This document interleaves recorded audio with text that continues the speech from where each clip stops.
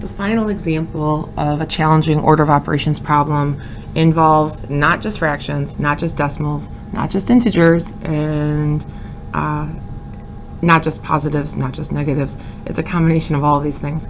So if you take a look, I have decimals, more decimals, lots of decimals, and even a mixed number in here. So we need to have a plan of attack when it comes to a problem that's more challenging and has a mix of things.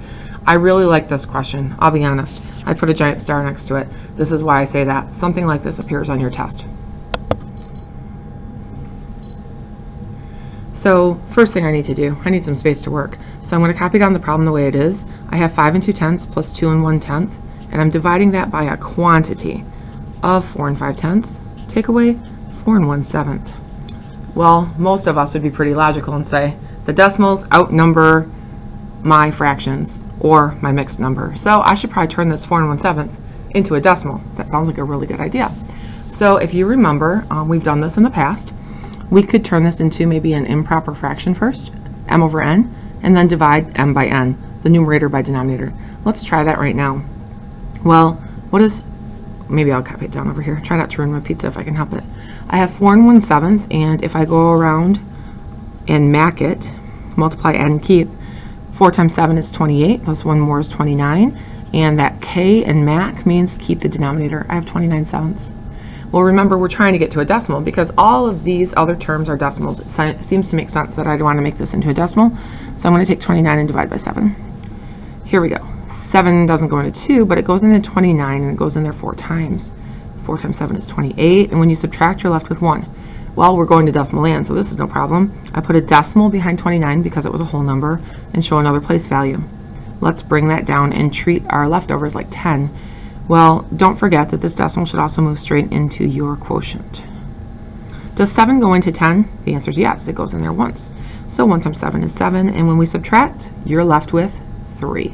Oh good, we're going to decimal land, this is no problem. We just need to show another place value, it looks like. Remember, we're looking for a terminating decimal so that it will match these others. So I bring down this 0. 7 does go into 30. Oh, it goes in there 4 times, because 7 times 4 is still 28.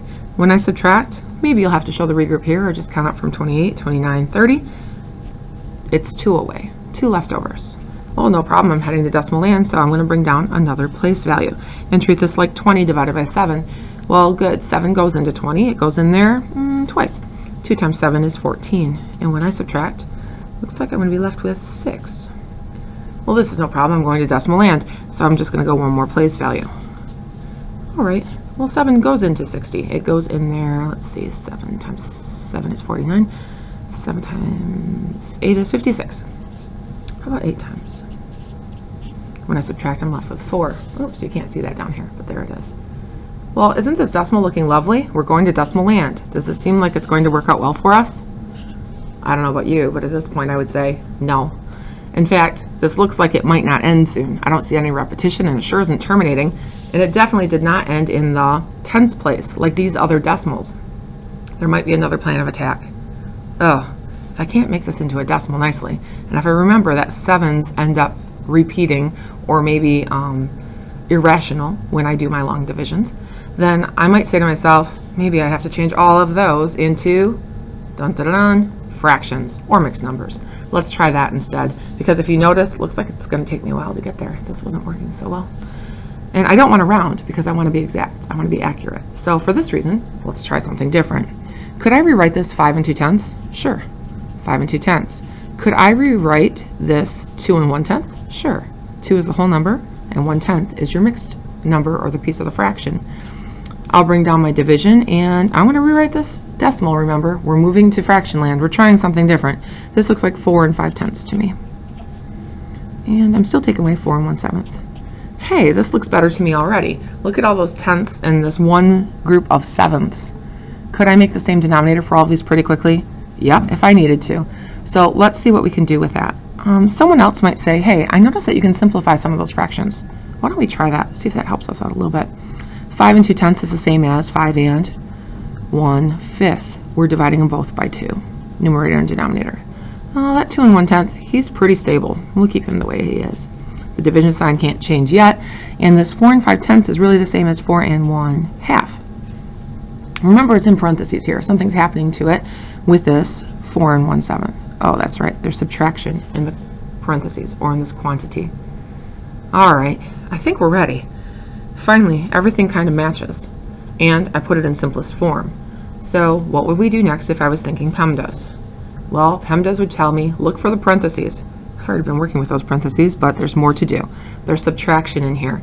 So to subtract fractions or mixed numbers, I need a common denominator. What could I use for halves and sevenths? The answer might be 14ths. I can turn both of these into 14ths. So I want 4 and some 14ths, and I want to take away 4 and some 14ths. Let's see, how did you go from halves to 14ths? Oh, that's right, you multiplied by 7. In the numerator and denominator, that would change your numerator also. 4 and 7 14ths. Over here, I went from sevenths to 14ths, so I'm really multiplying by 2 on the top and the bottom. I'm going to have 4 and 2 14ths. All right, I think we're ready. Well, let's bring everything else down because I don't want to ruin my pizza. It's too early for that.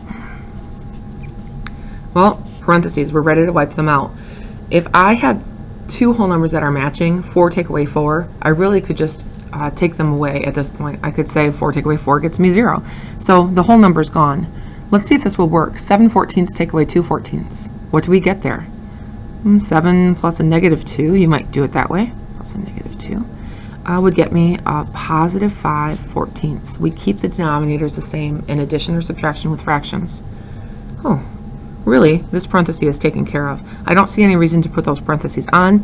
It's not being squared or cubed. It's not showing a number right in front for distribution. So I'm going to bring everything else down. Okay, so which operation takes priority next? We took care of parentheses. Check. Are there any exponents? No. What about multiplication or division? The answer is yes. We are sitting right here on top of a division. Well, we need to go ahead and do a rewrite step because whenever I divide, I think of freeze, change, flip, or keep, change, flip, or multiply by the reciprocal, even better. So what is 10 times 2? 20 plus 1 more, 21 tenths. Notice I had to turn it back into a fraction, or m over n, so that I can work with it in my division. Well, next it says to change, or we talk about multiplying by the reciprocal, change to multiplication. And the reciprocal of 5 14ths is really 14 fifths. Well, this is really the priority. This is the piece I'm working on right now. I'm going to put it in parentheses to show this is what I'm trying to simplify at this point. I'm getting there. Well, remember in multiplication, I'm in multiplication mode, beep, it is safe to cross simplify. What goes into 10 and 14? The answer might be 2. 2 goes into 10 5 times, and 2 goes into 14 7 times. Do 21 and 5 share any common factors? Not that I see. So we're going to bring down one more line of work here. I'm still working these parentheses. What is 21 times 7? Well, the answer is 147, and 5 times 5 is 25. I don't see a real reason to keep parentheses on there. I've taken care of this division. I treated it like a quantity once I did my keep, change, flip, or multiplied by the reciprocal. This is what I get. I still have 5 1/5 to add to that. Oh, this is nice. If you notice, I have fifths sitting here, and fifths can easily turn into what denominator? 25ths. So before I do that, I might turn this into an improper fraction just to help myself out along the way. So it looks like I'm going to have 5 times 5 is 25. Oops, it's a crazy arrow, sorry. Plus 1 gets me 26. 26 fifths plus this 147 25ths. Well, we said we need common denominators. I can turn this into 25ths pretty quickly. Well, let's try that. Down here I'm going to have 25ths, and sometimes I just make that one denominator one group, and I just show what the numerator is going to look like in two parts, in two terms. So 5 times 20 is 100, and 5 times 6 is 30, 130. Here I have 147, and nothing's changing with that. Last move, numerators before denominators. It's kind of like, I don't know, guys before gals. Anyway, let's go ahead and add these together. 130 and 147 gets me 277 25ths. Hey, this isn't bad. In fact, I could call this pepperoni if it's simplified, and I think it might be. But let's be honest, is there a better answer? And we also want to go back and say, what did they give me to start with? If they give me fractions, I give them fractions back. If they give me decimals, I give them decimals back. What if they give me both? Give me either, but be exact and accurate back. So down here, I think we're already in fraction form. It would be pretty quick to either get this to hundredths and turn it into a decimal. We could try that. Or we could pretty quickly just say how many times does 25 go into all of that and make a mixed number. Let's go that route first. 25 goes into 27 once.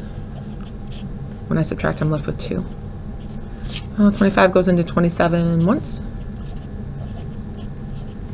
We'll go around what I call the ring of fire. You're really making a mixed number here.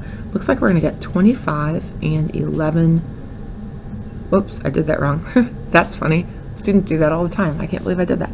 Anyway, 11 is my whole number because it comes from the quotient. I'm going around this ring, and the first thing I see is at the top. The second thing I see becomes my numerator. So, and 2 25ths. The last thing I see here is my denominator. 1, 2, 3 if you want to number them. All right, that looks better. And it is in simplest form if you notice. Okay, but we talked about that decimal idea. Let's go there just because it is a fair answer. So I'm grabbing another sheet of paper. Who knew this problem was so huge? Okay. I'm going to copy down this 277 25ths.